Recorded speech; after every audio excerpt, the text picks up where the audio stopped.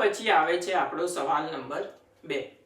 તો સવાલ નંબર 2 કંઈક આવો આપેલો છે કે નીચે આપેલા પૈકી કયા પ્રયોગના પરિણામો સમસંભાવી છે? સમજાવો.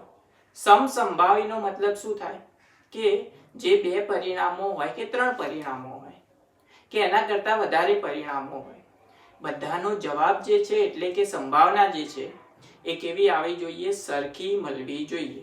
તો તેને શું કહેવાય? સમસંભાવી પ્રયોગ અથવા તો પરિણામો કહેવાય. તો એની અંદર આપણને સવાલ નંબર 1 કંઈક આવો આપેલો છે કે પ્રયોગ કર્યો છે કે ડ્રાઈવર કાર ચાલુ કરવાનો શું કરે છે? પ્રયત્ન કરે છે. અને એના 2 પરિણામો હોઈ શકે છે કે કાર ચાલુ થશે અથવા તો કાર ચાલુ નહીં થાય. તો આ ઘટના સમસંભાવી છે કે નહીં? તો અહીંયા આ ઘટના સમસંભાવી નથી. અહીંયા 2 પરિણામો જ મળે છે આપણને કે કાં તો ચાલુ થશે કાં તો ચાલુ નહીં થાય. એટલે કે 50-50% બંનેની સંભાવના થઈ ગઈ. પણ એવું પણ બની શકે કે ગાડી જે છે એ બગડી ગઈ હોય. હવે જો ગાડી બગડી ગઈ હોય તો ક્યારે પણ તે ચાલુ થવાની નથી. અથવા તો એવું પણ બની શકે કે ડાયરેક્ટ ચાલુ થઈ જાય. તો અહીંયા 2 પરિણામો સિવાય પણ બીજા 2 પરિણામો મળે છે જ્યાં અશક્ય ઘટના પણ શક્ય છે અને ચોક્કસ ઘટના પણ કેવી છે? શક્ય છે. તો આપણે કહી શકીએ કે આપણો જે પહેલો સવાલ છે એટલે કે કાર ચાલુ થશે કે નહીં તે સમસંભાવી નથી.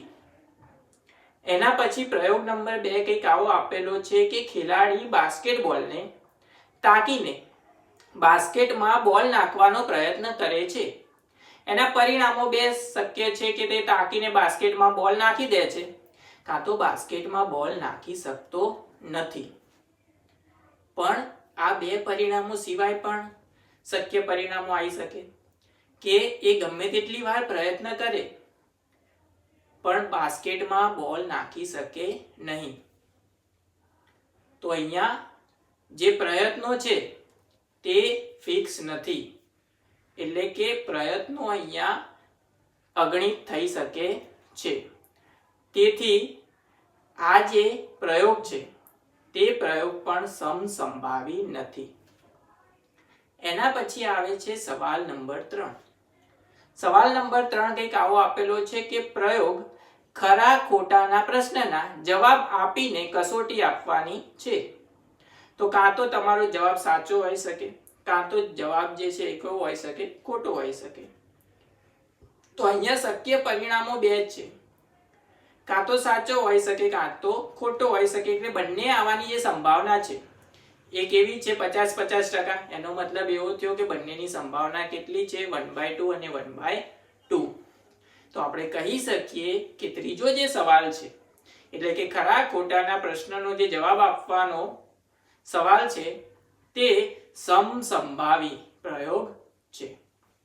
એના પછી આવે છે આપણો સવાલ નંબર 4.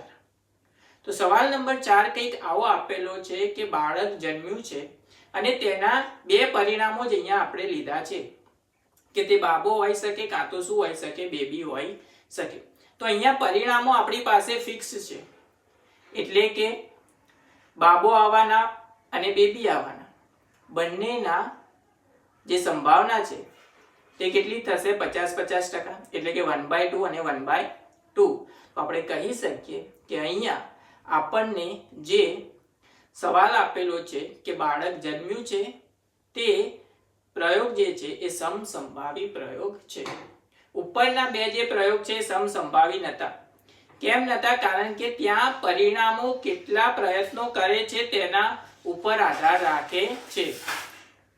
ત્યાં પરિણામો અગણિત કરી શકાય છે. તેટલા માટે આપણે જ્યાં સંભાવનાનું જે સૂત્ર છે તે સૂત્ર કંઈક આવું છે કે ઘટનાના પ્રયત્નોની સંખ્યા ભાગ્યા કુલ પ્રયત્નોની સંખ્યા.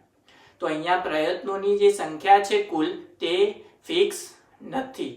એટલા માટે પહેલા 2 જે સવાલ છે ત્યાં આપણે સમસંભાવી નથી તેમ કહી શકીએ છીએ.